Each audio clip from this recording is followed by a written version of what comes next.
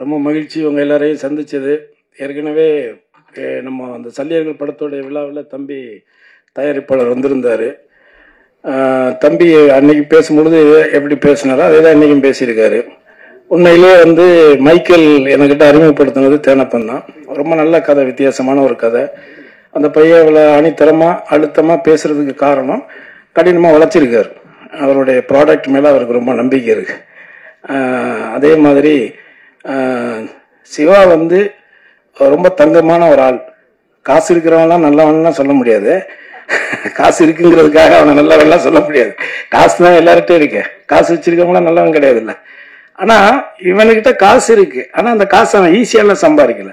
அவன் ரொம்ப கஷ்டப்பட்டு தான் இந்த இடத்த போய் பிடிச்சிருக்கிறான். கவிஞர் தம்பி சினேகன் சொன்னது மாதிரி அவன் அந்த ஊர்ல போய் நியூசிலாந்துல போயிட்டு பார்லிமெண்ட் மெம்பர் ஆஃப் பார்லிமெண்ட் எலெக்ஷன்ல தேர்ந்தெடுக்கிறான் ஒரு இந்தியனை. அதுவும் நம்ம ஆந்திராவுக்கு பக்கத்துல இங்க இருக்கிற நம்ம தமிழ்நாட்டுக்கு பக்கத்துல இருக்கிறவனை தேர்ந்தெடுக்கிறாங்கிறதே அது நமக்கு ஒரு பெரிய வெற்றி தானே. அதனால அந்த இடத்துக்கு வர்றதுக்கும் தம்பி ரொம்ப உழைச்சி தான் இந்த இடத்துக்கு வந்திருக்கான். ஆனா ரொம்ப ரொம்ப ஒரு அப்பழுக்கற்ற ஒரு தாய்ப்பால் மாதிரி அவன். இதுக்கு மேல அவனை பத்தி நம்ம சொல்ல வேண்டியது கிடையாது. அவன் ஒரு தாய்ப்பால் மாதிரி அவனுடைய குணம் எல்லாமே. அதனால அப்படி ஒரு நல்லவன், ஒரு நல்ல படத்தை, ஒரு நல்ல உழைப்பாளிய, ஒரு ரொம்ப திறமையான பையன். அவன் எல்லாமே அவனே ஒத்துக்கிட்டான். ஷார்ட் டெம்பர் அது இதுன்னு சொல்லிட்டான். அது எல்லாமே பிடிவாத என்ன கிரியேட்டர்ஸுக்கு இருக்கிறதானே. தான் நினைக்கிறத அவங்க கிடைக்கணும்னு நினைப்பாங்க. இப்ப என்னை பொறுத்த வரைக்கும் நான் நிறைய படம் நடிச்சிருக்கிறேன். சில படங்கள் எனக்கு பிடிக்கும், சில கதாபாத்திரங்கள் பிடிக்கும். 24 வருஷமா இருக்கேன். நந்தாவில் லொடுக்கு பாண்டியா நடிச்சதுல இருந்து இன்னொரு வரைக்கும் ஒரு 24 வருஷம் நடிச்சுக்கிட்டு இருக்கேன். இடையில கொஞ்சம் ஒரு 6-7 வருஷம் நடிக்காம போயிட்டேன். ஆனா இது வரைக்கும் நான் யார் ஆபீஸ்லும் போயிட்டு எனக்கு நடிக்கிறதுக்குள்ள வாய்ப்புலாம் நான் கேட்டதே கிடையாது. ஏன்னா எப்போ நம்ம அந்த வேலையை செஞ்சிட்டோம்னா அதுக்கப்புறம் நம்ம நடிக்கவே முடியாது. நம்மளை யாரும் கூப்பிட மாட்டாங்க. சினிமாவில் மட்டும்தான் நடக்கும். நம்ம ஒரு காமெடியனா இருப்போம், இல்லை ஒரு கேரக்டர் ஆர்டிஸ்டா இருப்போம். நம்ம கூட உட்காந்து செலவு போட்டுக்கிட்டு இன்னொரு ஆர்டிஸ்ட் கிட்ட கேட்பாங்க டேட்டு. நம்ம பக்கத்துல உட்கார்ந்து இருப்போம். ரொம்ப வலிக்கும் அது. ஆனா அதெல்லாம் நான் பார்த்திருக்கிறேன், நிறைய பார்த்திருக்கிறேன். அதெல்லாம் தேனப்பனே பண்ணுவான். என்ன அதுல என்ன இருக்குது? ஏன்னா தேனப்பனை இன்னைக்கு நேற்று எனக்கு அண்ணன் தான். அவரு பாட வச்சுட்டு திருப்பி அவங்க கொஞ்சம் ஏதோ ஒரு இது கமர்ஷியல் ஏதோ ஒன்று சொல்லிட்டு அனுப்பிச்சிட்டாங்க. ஆனா அந்த காசு பேட்டா கொடுக்குறது 100 ரூபாய் 150 ரூபாய் இன்னும் 200 ரூபாய் கொடுக்குறாரு. இவர் தான் அதுக்கு மேனேஜர். நாங்க பாட்டு பாடல. நானும் உங்கள்கிட்ட வாய்ப்பு கேட்டேன். நீங்க தான் நம்ம கூப்பிட்டீங்க, என் வாய்ஸ் நல்லா இருக்குன்னு. அப்ப 500 ரூபாய் குடியான்னு சொல்லிதான் சண்டை போட்டு வாங்கிட்டு போனேன் 500 ரூபாய் இவர்கிட்ட. அதனால இந்த சினிமா உலகம்ங்கிறது இப்படித்தான். இங்க அவ்வளவு ஈஸியா யாருடைய திறமை யாரும் இது பண்ணிக்கிறது இல்ல. என்னை பொறுத்தவரை என்னன்னா, ஒண்ணு வாய்ப்புகள் வரணும், வாய்ப்புகளை உருவாக்கிக்கணும். நான் உருவாக்க தெரிஞ்சிடறேன். ஏன்னா நான் என்ன அப்படித்தான் உருவாக்கிட்டேன். ஏன்னா இந்த விழாவில் இருக்கக்கூடிய இசையமைப்பாளர் ரகு இருக்காருல்ல, நாங்க ரொம்ப க்ளோஸ் நண்பர்கள். ஒரே இடத்துல ஒரு வித்து போன இங்கிட்டு தான் வடப்பள்ளியில அந்த பாளையக்காரத்துல அந்த ஏரியா. அதான் உனக்கும் தெரியுமே. இங்க நிறைய பேர் என் கூட டிராவல் பண்ணவங்க நிறைய பேர் இருக்காங்க. வேற வேற முகத்துல வேற வேற அடையாளத்துல உட்கார்ந்து இருப்பாங்க. சில பேர் ஏதோ ஒரு கோவத்துல கூட இருப்பாங்க. சாப்பிட்ட இடத்துல கொஞ்சம் கம்மியா போட்டிருப்போம். ஏதோ ஒன்று நடந்திருக்கும், ஏதாவது ஒண்ணு நடந்திருக்கும். எதுவுமே இல்லாம இங்க இல்ல, பெரிய டிராவலிங் இருக்கு. 21 வருஷத்துல ஒரு பத்திரிகையில நல்லா என்ன எழுதலைங்கிறதுக்கெல்லாம் நான் சண்டையெல்லாம் போட்டிருக்கிறேன். வீட்டுக்கெல்லாம் போயிருக்கிறேன். ஏன் அவ்வளவு உழைச்சிருக்க அந்த படத்துல சும்மா இவரும் மற்றும் பலரும் இருக்கிறாருன்னு என் பேர் எழுதுறியா? சோ அந்த மாதிரி. அதனால இதை எதுக்காக சொல்ல வரேன்னா, மைக்கேல் இந்த கதை இப்படித்தான் வரணும் அப்படிங்கிறத ரொம்ப ஆழமா நம்பி அதுக்கான கேமராமேன் அந்த தம்பி கூட இருக்கிற எல்லாருமே ரொம்ப கடினமா உழைச்சிருக்காங்க. குறிப்பா விமலை இந்த படத்துல கொஞ்சம் வித்தியாசமா நீங்க பாப்பீங்க. எல்லாருமே தமிழக ஆடியன்ஸ் எல்லாருமே அது இயக்குனருடைய ஒரு பார்வை தான். அதுக்கு அவர் அடாப்ட் பண்ணிக்கிட்டாரு. அவர் அவர் சொல்ற மாதிரி விமல் கூட இதான் முதல் படம். இன்னொன்னு எனக்கு ஒரு சின்ன சினிமாவில் சொல்ல, அது எப்படி வேணா எடுத்துக்குவாங்க, பரவாயில்ல, நமக்கு தோன்றதை சொல்லிடுவோம். எனக்கு சினிமாவில் இது வரைக்கும் நான் நடிச்சதுல முதல் எந்த ஹீரோ கூட நடிச்சாலும் அந்த படம் ஏதோ ஒரு கவனிக்கக்கூடிய படமா வரும். இது வரைக்கும் நடந்திருக்கு. எந்த படத்தை வேணாலும் எடுத்துக்காங்க. நான் கடைசியா நடிச்ச ஜி பிரகாஷ் கூட நடிச்ச படத்துல இருந்து அதர்வா கூட நடிச்ச படம், யாரு கூட நான் முதல் நடிக்கிறேனோ அது வில்லல்ல அஜித் சார் கூட நடிச்சா இருக்கட்டும், விஜய் கூட திருமலையில நடிச்சதா இருக்கட்டும், இப்படி எந்த நடிகர்கள் கூட நான் முதல் போய் ஒர்க் பண்ணேன்னா அது எனக்கும் அந்த ப்ராஜெக்டுக்கும் ஒரு ஹெல்த்தியா தான் அமைஞ்சிருக்கு இது வரைக்கும். இந்த படத்துல நான் எதுக்கு சொல்ல வந்தேன்னா, நான் எந்த அலுவலகத்துக்கும் போயெல்லாம் எனக்கு வாய்ப்பு கொடுங்க நான் கேட்டதே கிடையாது.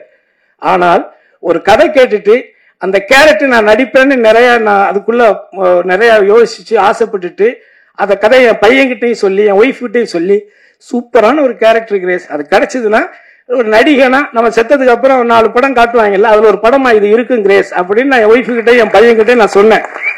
ஆனா திடீர்னு பார்த்தா அதுல நான் இல்ல, திடீர்னு இல்லைன்ட்டாங்க. ஒரு 1.5 வருஷம் டிராவல் பண்ணிட்டேன் நான். அந்த இதுல அந்த கொரோனாவில் அடிபட்டவன் தானே நானும். திண்டுக்கல்ல ஹோட்டல் ஆரம்பிச்சு அதுல 2 கோடி ரூபாய் போச்சு அந்த கொரோனா டயத்துல தான். கொரோனாவில் இவன் மட்டும் பாதிக்கப்படல, எல்லாருமே பாதிக்கப்பட்டான், உலகமே பாதிக்கப்பட்டுச்சு. ஆனா அதுல எனக்கு ஒரு நல்ல நடந்துச்சு. அந்த கொரோனா டயத்துல தான் இன்னைக்கு சிவகங்கையில் இருக்கிற தோட்டத்தை நான் உருவாக்குனேன். அங்கதான் உட்காந்து அந்த கதையும் தம்பிக்கிட்ட கேட்டேன். சோ அப்போ அந்த கதை திடீர்னு பாத்தீங்கன்னா வேற ஒரு கம்பெனி, வேற ஒரு நடிகர் அப்படின்னு போயிருச்சு. அப்ப என் பையன்கிட்ட மறுபடியும் சொன்னேன், என்னடா ஆசைப்பட்டோம் கிடைக்கல. பட் ஆனால் ஒரு கதையில ஒரு கதாபாத்திரம் நம்ம தான் நடிக்கணும்னு விதி இருந்தால் அதை எவனாலையும் மாற்ற முடியாது. அது மட்டும் ஆணித்தரமான ஒரு உண்மை. அதே விஷயம் தான் இங்க இப்போ நான் சொல்றது விஷயம் வந்து வேற இருந்தாலும் கூட கான்பிடன்ட், நம்பிக்கை மட்டும்தான் வாழ்க்கை. என்ன அது நம்ம மேல நம்ம நம்பிக்கை வைக்கலன்னா அப்புறம் என்ன இருக்கு? அதனால என் பொண்டாட்டிகிட்ட சொல்லுவேன், என்ன வீடு கட்டல, நேத்து வந்து நடிகர்லாம் வீடு கட்டியிருக்காங்க, நீ என்ன வீடு கட்டல ஒண்ணும் கட்டலன்னு சொல்லிட்டு இருக்கிறா. ஆனா அவர்கிட்ட நான் சொன்னேன், சாஸ்திரி பவன் கவர்னர் இருக்காருல, சாஸ்திரி பவன் கருணாசி மேல பட்டம் மாறணும்னு விதி இருந்தா அது நடக்கும் கிரேஸ். அதனால நீ ஒண்ணு பெருசா ரொம்ப எதுக்கு கவலைப்படாத, அது நடக்கும்னா நடக்கும் அப்படின்னு. அதனால முதல்ல இந்த விழாவுக்கு வந்திருக்கக்கூடிய தம்பி சினேகன், தம்பி ரோபோ சங்கரை பார்த்தோன்னா கை கொடுத்தேன். அண்ணா பழைய மாதிரி ஆயிட்டனா அப்படின்னு சொன்னான். உண்மையிலே எனக்கு வந்து நான் உங்ககிட்ட இந்த இடத்துல நான் கேட்டுக்கிறது தேனப்ப ஆரம்பிச்சதுதான். ஏன்னா அப்ப நானும் ஈசி மெம்பரா இருந்தேன் ப்ரொடியூசர் கவுன்சில்ல. அந்த பிரச்சனை நடக்கும் பொழுது அது சொன்னது தேனப்பன் சொன்னது உண்மை, அதுல மாற்று கருத்து கிடையாது. அந்த நேரத்தில் நான் ஏன் அதை சொல்றேன் அப்படின்னா, நான் இடைப்பட்ட கொஞ்ச நாள் நான் இல்ல, நான் வெளிநாடு போயிருந்தேன். ஆனா வந்து நான் இன்னைக்கு நடிகர் கருணாசை தெரியும், லொடுகு பாண்டிய தெரியும், கானா பாடகரை தெரியும், கிராமிய பாடகரை தெரியும். ரகுநந்தன் தங்கியிருந்த அதே இடத்துல நானும் தங்கியிருந்தேன். கிட்டத்தட்ட நான் அப்பவே வந்து ஒரு 250 கேசட்டுக்கு மேல போட்டுருக்கிறேன். ஒரு கேசட்டுக்கு 10 பாட்டுனா கூட 250 பாட்டு கம்போஸ் பண்ணியிருக்கிறேன். அதையும் தாண்டி மியூசிக்கும் பண்ண ஒரு 4-5 படம். ஆனா என் சக நண்பரா ஒரு துறையை தேர்ந்தெடுத்து நல்ல நல்ல படங்களா சொன்னது மாதிரி சினேகன் சார் சொன்ன மாதிரி அந்த மெலடி பாடல்கள் ராஜா சாருக்கு பிறகு அது ரொம்ப ஈர்ப்பாது. நம்மள மாதிரி கிராமத்து மக்களை வந்து இளைஞர்களை ஒரு தட்டி எழுப்பக்கூடிய ஒரு நுட்பமான ஒரு இசையமைப்பாளரா இன்னைக்கு என்னோட நண்பன் இருக்கக்கூடிய அதே மேடையில அவர் இசையமைச்சிருக்கக்கூடிய அந்த படத்துல நானும் ஒரு நல்ல கதாபாத்திரம் பண்ணியிருக்கோங்கிறது ஆல்மோஸ்ட் ஒரு 30 இயர்ஸ் 30 வருஷமா ஒரே சும்மா ஒரு தெரு ஹார்மோனியத்தை வச்சுட்டு அவரும் வாசிச்சு நானும் கொட்டி வச்சு வாசிச்ச காலங்களும் இருக்கு. ஏன்னா இன்னைக்கு பாக்குற தலைமுறைகளுக்கு என்கிட்ட என்னென்ன இருக்குன்னே தெரியாது. நான் 92ல புரட்சி தலைவர் அம்மா கிட்ட வந்து 1992 மாநில கல்லூரியில படிக்கும் போது இந்த பெஸ்ட் மிமிக்ரி ஆர்டிஸ்ட் இன் தமிழ்நாட்டிலேயே சிறந்த பலகுரல் நிகழ்ச்சி செய்யக்கூடியவனா நான் தேர்ந்தெடுத்து அந்த அம்மாட்ட 5 சவரன் நகை கொடுத்தாங்க. அதுக்கப்புறம் துண்டு துண்டா வெட்டி வித்துட்டோம், அது வேற. பட் ஆனா வாங்கி இருக்கிறோம். அதுக்கு அதே மாதிரி சென்னாரெட்டி, பீஸ்மநாராயண் சிங், அலெக்சாண்டர், இந்த கவர்னர் எல்லாம் அவங்களுக்கு ஞாபகம் இருக்கும். அவங்க கிட்ட எல்லாம் நான் அவார்டு வாங்கியிருக்கிறேன். ஏன்னா பல திறமைகள இங்க இந்த இடத்துக்கு சும்மா எல்லாம் இங்க வந்து உட்காரல, ஓசியில எல்லாம் நம்ம இந்த இடத்துக்கு வரல. அடுத்து ஒரு ஏஜுக்கு மேலேயும் உழைச்சிக்கிட்டே இருக்க முடியாதுல்ல. அதனால நாம உண்மையாக இருந்தால், எந்த ஒரு வேலையிலையுமே நம்ம உண்மையாக இருந்தால் அந்த உண்மைக்கான ஊழியம் நிச்சயமாக கிடைக்கும். அதை யாராலும் தடுக்க முடியாது. ஆக இந்த படத்துக்காக உண்மையா உழைச்சிருக்கக்கூடிய என்னுடைய தம்பி சிவா, அதே மாதிரி சுந்தர், அவன் ஆஸ்திரேலியாவில் இருக்கான், அவன் இங்க இருந்தான். அவன் ஒரு அற்புதமான ஒரு பையன். நாங்க எல்லாருமே ஃப்ரெண்ட்ஸ். இப்ப இந்த கோவில் இருக்கான், என் தம்பி தான் மூத்தவன் தாமு, இன்னைக்கு திருநெல்வேலி போயிருக்கான். சோ நாங்க எல்லாரும் தான் இந்த படம் இங்க இருக்கக்கூடிய அவர் எப்படி இயக்குனருடைய நண்பர்கள் எல்லாரும் சொல்றாங்களோ அவரை விட எனக்கு இங்க இருக்கிறவங்களும் நண்பர்கள், இங்க இருக்கக்கூடிய நீங்களும் எனக்கு நண்பர்கள். ஏன்னா என்ன கிட்ட எந்த ஒளியும் முறையும் கிடையாதுங்கிறது உங்களுக்கு தெரியும். சில பேர் ஏதோ கதை சொல்லிக்கிட்டு இருக்கிறாங்க, அந்த கதைக்கு ஒரு முடிவுரை இருக்கு. அதையும் யாரும் இங்க அவ்வளவு ஈஸியெல்லாம் விட்டுட்டுலாம் போக மாட்டான். நான் ஒரு 30-40 வருஷம் உழைச்சி கஷ்டப்பட்டு நான் வந்து உண்டி எந்திரிச்சு வந்து உட்காந்துருவேன். எவனோ ஒருத்தர் ரூமுக்குள்ள ஒரு கேமரா வச்சுக்கிட்டு என்ன வேணாலும் பேசுவான்னா அதெல்லாம் வேடிக்கை பார்த்துட்டு போற பேப்பையெல்லாம் நான் கிடையாது. அதையும் நீங்க மனசுல வச்சுக்கோங்க. யாரா இருந்தாலும் சரி, அவங்களுக்கு புரிய வேண்டியவங்களுக்கு புரியும். அதனால எதுக்கு இங்க வந்து நம்ம வந்து அவனுடைய உழைப்பை வந்து உன்னுடைய வைத்த பிழைக்கிறதுக்காக இன்னொருத்தருடைய உழைப்பை நீ சுரண்டி சாப்பிட நினைக்கிறத விட ஒரு கேவலம் எதுவுமே கிடையாது.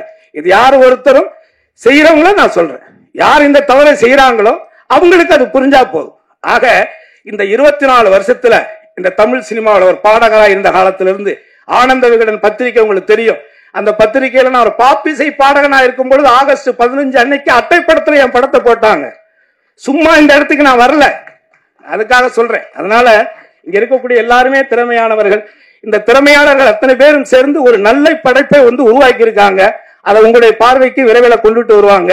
நீங்கள் பார்த்து உங்களுடைய கருத்துக்களை ஆணித்தரமாக இந்த உலகுக்கு உரைத்து மக்களை இந்த படத்தை பார்க்க திரும்பி பார்க்க வைக்க வேண்டிய வேலையை நீங்கள் செய்தீர்களே ஆனால் மேலும் பல மைக்கேல்கள் உருவாகுவார்கள். மேலும் பல படங்களை சிவா எடுப்பான் என்பதை உறுதி கூறி உங்களை அத்தனை பேரையும் சந்தித்ததில் பெருமை அடைந்து வாய்ப்புக்கு நன்றி கூறி விடைபெறுகிறேன். நன்றி, வணக்கம்.